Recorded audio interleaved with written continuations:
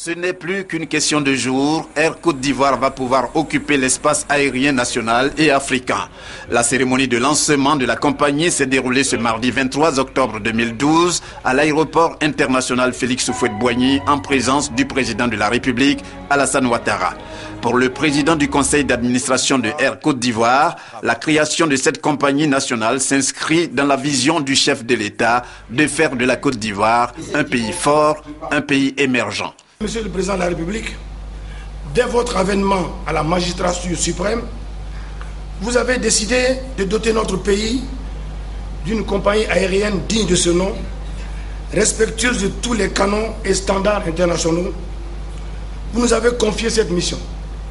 Notre ambition est de faire de Air Côte d'Ivoire une compagnie pérenne.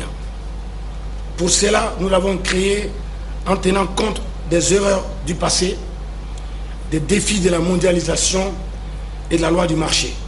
Pour sa part, le ministre des Transports, à l'instar du directeur général de Air Côte d'Ivoire, M. René Décuré, estime que Air Côte d'Ivoire, né de la volonté du président de la République, constitue un instrument capital pour le développement de la Côte d'Ivoire. Air Côte d'Ivoire sera à Abidjan, ce que la compagnie aérienne Emirates Air pour Dubaï. Elle fera ainsi d'Abidjan le véritable hub de l'Afrique de l'Ouest. Notre objectif est d'ouvrir totalement le ciel ivoirien à toutes les compagnies, de manière à offrir aux Ivoiriens le meilleur prix des billets d'avion. Le président de la République de Côte d'Ivoire, Alassane Ouattara, présent pour présider cette cérémonie, n'a pas boudé le plaisir de visiter un des deux avions de la compagnie déjà acquis.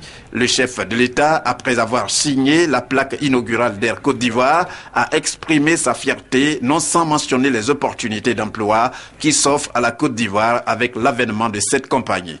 Il y a deux avions qui sont là. Les vols commencent dans quelques semaines. D'abord régional, ensuite continental, et je suis certain dans quelques années international.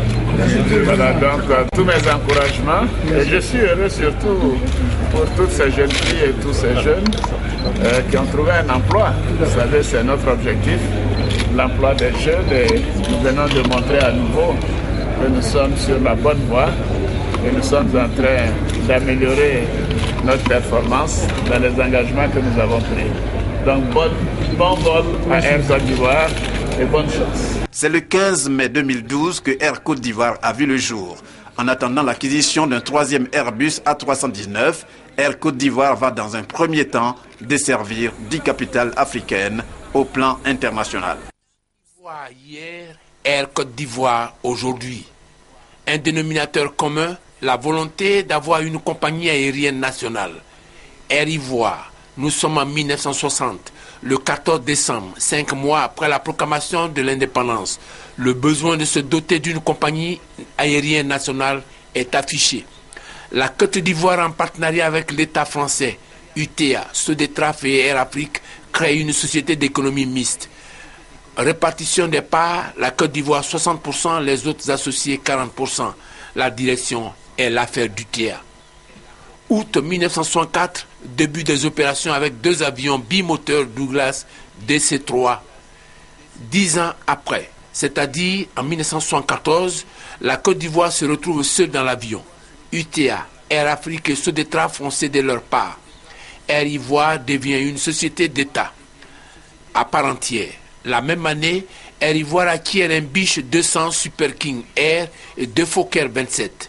1979, la compagnie passe sous la tutelle du groupement aérien de transport et de liaison, GATL.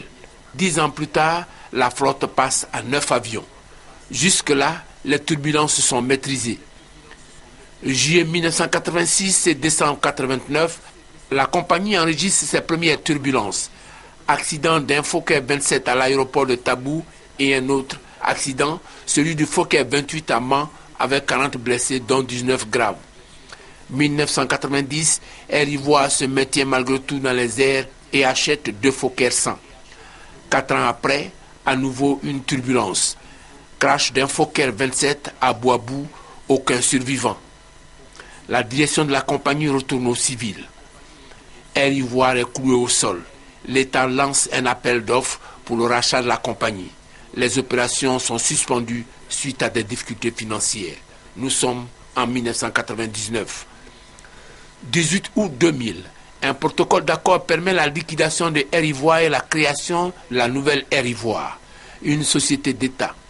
Le 31 mars 2002, la nouvelle Air Ivoire récapitalisée avec comme partenaire Air France, le fonds d'investissement américain, l'État de Côte d'Ivoire. Le premier vol a lieu en juillet 2004.